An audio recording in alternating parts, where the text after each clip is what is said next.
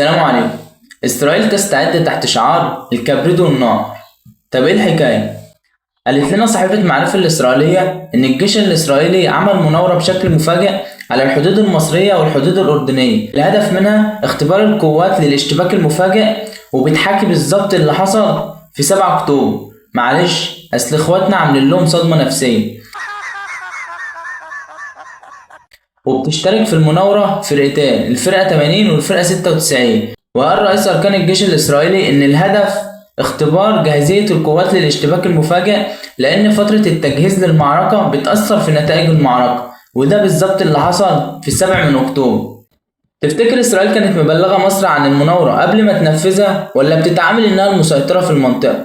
وإيه معنى الكبريت والنار؟ وهل نعتبر إن ده رد رسمي من إسرائيل على مناورة بدر 26؟ قول لي رأيك في الكومنتات، ولو وصلت معايا لحد هنا ما تنساش تعمل لايك وفولو وتشوف بقية الفيديوهات. سلام.